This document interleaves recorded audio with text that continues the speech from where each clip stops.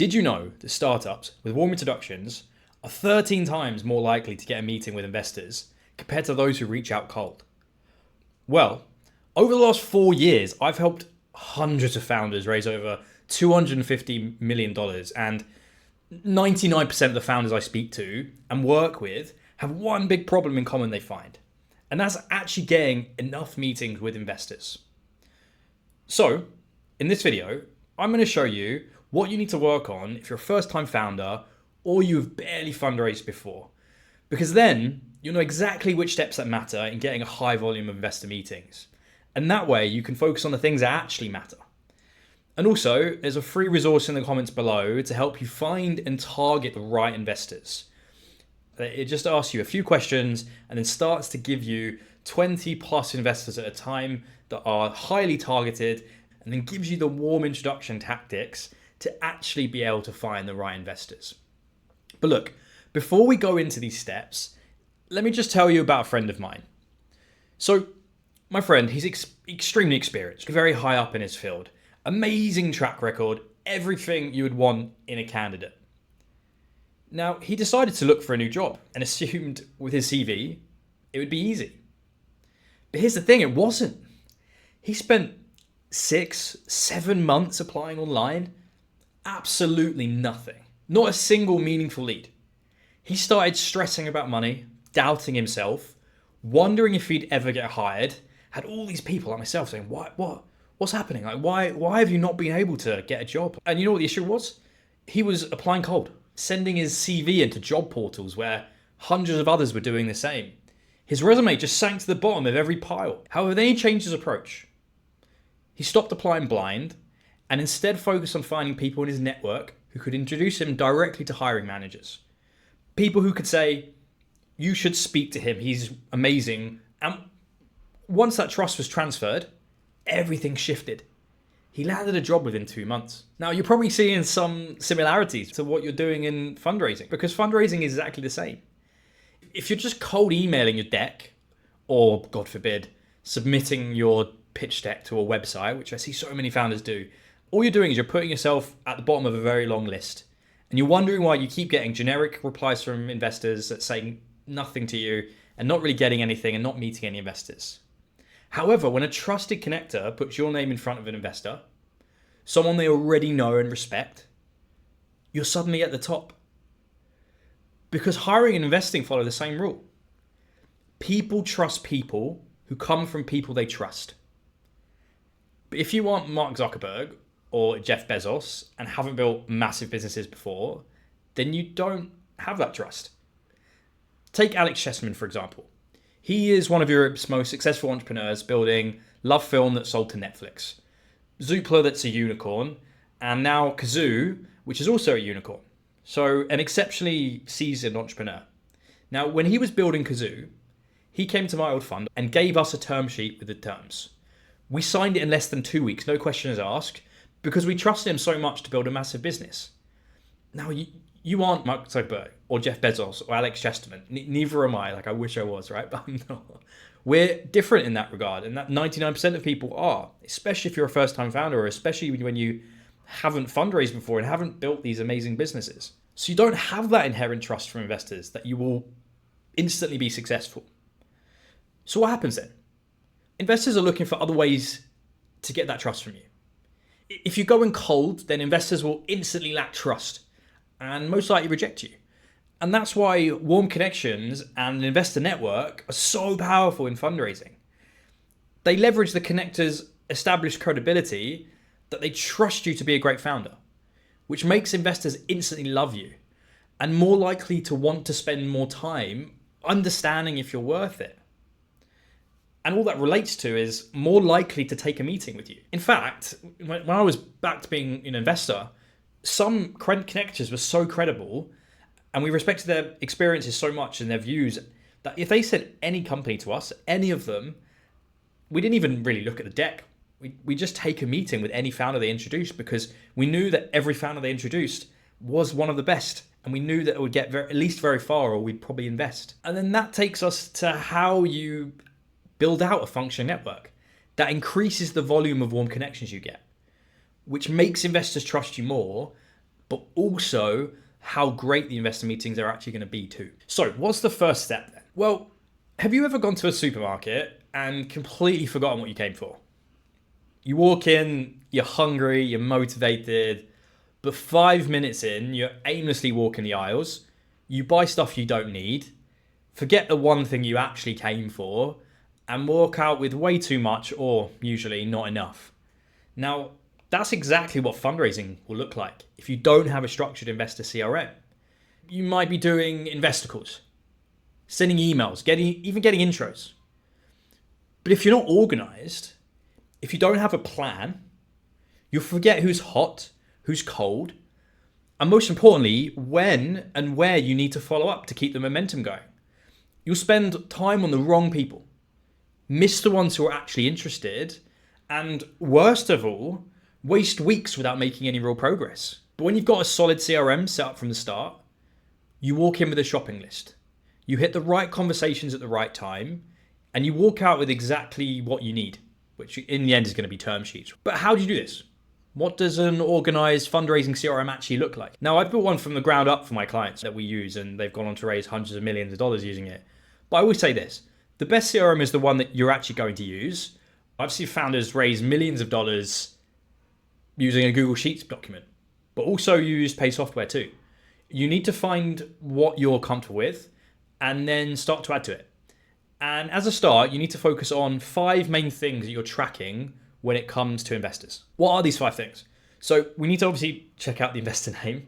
We also need to be looking at the stages they invest, what industry they invest into, if it's your industry, the fund size, and then when their last investment was, because we need to understand if they're actually investing at this point.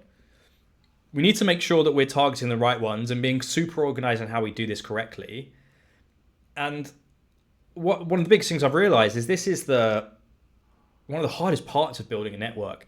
So what I've done is I've created an AI system to help you find and target the right investors instantly in 5 minutes or less, and it will put out 20 investors for you that are highly targeted for your geography, your industry type, etc.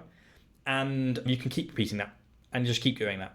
But the goal here is to get to at least 150 to 200 names on your list and being super organized and getting as much granular information as we can about them. And that's what's great about this GPT. All you have to do is put your company info in, and the GPT will find you the right investors for you, which you can constantly repeat. Now, you need to treat this as the core of a fundraise and where you will make all your decisions from it. And that goes from narrative positions, that goes from organizational. This is where you run your fundraise and where you see where you are with different investors, etc. That's why it's super important that you make sure you have a Kanban board to understand which stages investors are at each point. But the thing is, once you have this organized CRM with all the investors and all the people that you could potentially invest into you, how are you actually going to start to leverage your network and get warm connections? And it's a great question. And that takes us to step 2 that you need to focus on. So when I met Corey, he was a Canadian building an African tech company with no previous network in Africa. He had built an MVP, but was worried about reaching the right people. And he told me he didn't have a network, so it would never work. By implementing the structure I'm going to show you in a second, I showed him the ability of his own current network and how to leverage those connections into more connections to create a structured set of connectors. And by doing this, we're able to get to 60 plus people who loved what he was doing, wanted him to succeed. And from that, we got 100 plus warm connections into his funding round, in which he raised over $1.2 million in doing so. So how did he do that? What you need to focus on is actually building out a connector network and being structured as much as possible on who can actually help you during your funding round, but then also for the whole business. And the way in which we do that, the first thing is we need to comb through every social media that you have. I'm thinking even Facebook, all of these other ones that you have, and any other types of communication platform that you have, or people that you've reached out to or spoken to or are slightly connected to in the last 2 years. So things such as Facebook, things such as obviously LinkedIn, you can go on their settings and find a way to put every single one of your connections via an Excel. You want to scrape through all of those people and find the people that you would be willing to email and say, hey, love to chat to you, and potentially they'd be able to connect you to people. And you want to be as liberal as possible here as well, because you want to. There's no harm in asking people. If they say no to you or ignore you, it doesn't matter. You may as well put them in.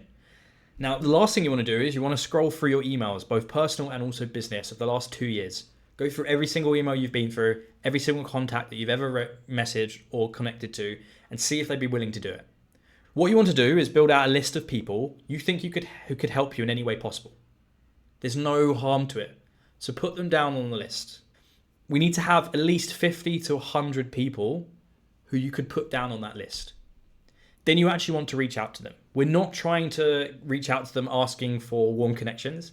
We're reaching out to them to catch up, find ways in which you can actually build some value to them and help them in other ways. And in the resource below, it gives some examples of how you could reach out to connectors, and you only have to answer 4 questions to really understand that.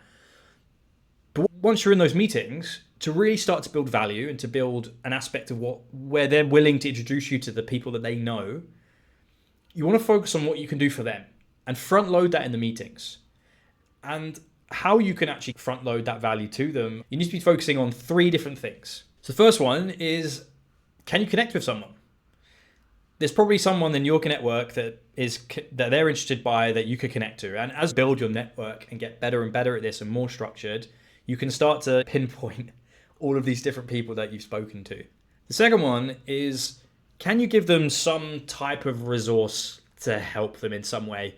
Now, this may be an article that you've seen or an article you've wrote or some level of study that you've shown on what they're specialized in, if they're similar to what yours or something else. There's something that you can give them that they have not seen before that can be really beneficial to their personal life or business life, okay? Now, the last one, which is super important, and once you get better at this and you can really start to hone into it, but there's going to be some level of expertise that you have, that you know, that when you have that conversation with them, you can just help them in a certain way. Give them advice, say, why don't you do this? Sit down with them for 20 minutes and just focus on how you can help them. These are the kind of things that are really going to allow you to build your network and build people around you saying, wow, you're so good.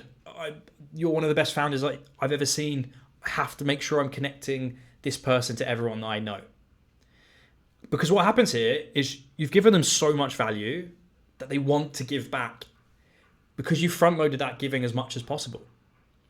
And once you've done, this is where most founders go wrong.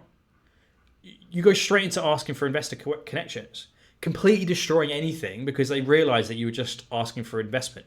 All you want to do is ask, is there anyone else you know who I should speak to? You're not asking for investors. You're just saying, I just want to build my network. And what's going to happen is you're going to start getting more and more people. And because you've kept it generic, they're more likely to want to introduce you to people. And then you're going to keep building the network, giving value. And look, it's okay because these people will be beneficial for your business, not just for your fundraise, which is great. So it will help you in the future as well. And what this does is it increases your surface luck of finding the right people that can introduce you, those super connectors. And if we do this multiple times, we can get to a large amount of people that are talking about you, saying how great you are. And only then can we start to unlock who and how we get to the warm connections that we need. And look, this is great. You should be able to get to a large amount of people who you've helped and connecting you with multiple people. And you've given them so much value that they will help you and give you the introductions that you ask for. But then, how do we make sure that we know who can connect you to the right investors at the right time and if they will do it? And that's what step 3 is, because it ties into step 1 and 2 perfectly. All right, so you've built your CRM. You've activated your network, you're giving value, starting conversations, showing up. But now you hit a wall. You've got connectors, you've got investors, but you have no idea who knows who. Now, let me tell you a quick story. A founder I work with had one specific investor they were desperate to meet. They sent cold emails, tried intro requests, nothing landed. Then we looked at their LinkedIn connections. And guess what? One of their old uni classmates literally worked at the fund. Not only that, they were 2 messages away from the exact partner they were chasing. They just never realized it because they never stopped to actually map out the connections properly. And that's what step 3 is. You're not guessing anymore. You're not throwing darts in the dark. You're being intentional.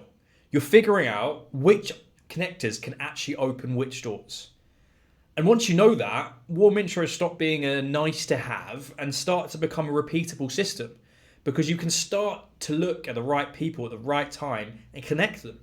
But how do you do that? There's two ways in which you can do this, and it really depends on who are your connectors and how you want to map them out. So you can send them a list of investors and ask them who they can introduce you to, or find out who they are connected to already on your list via LinkedIn and then go direct to them.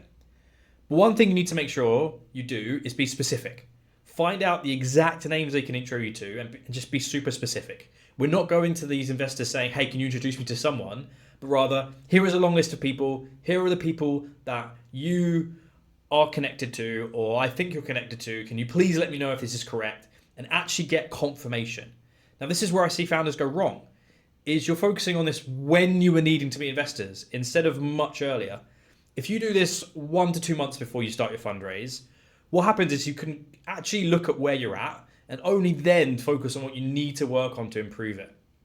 And that takes us to step 4. Repeat, repeat, repeat.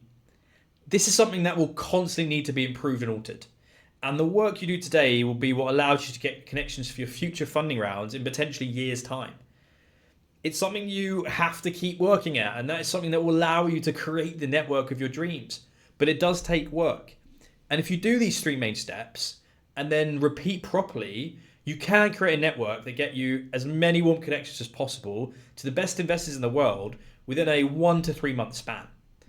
And that is great and all, but what happens after that? Well, then you need the rest of the steps in a fundraising blueprint to succeed, which I've created just for you to see what that would actually look like and how I use this blueprint to raise $16 million myself. So if you want to learn about what this blueprint is and how to implement it to raise your own round, then you can check this video up here.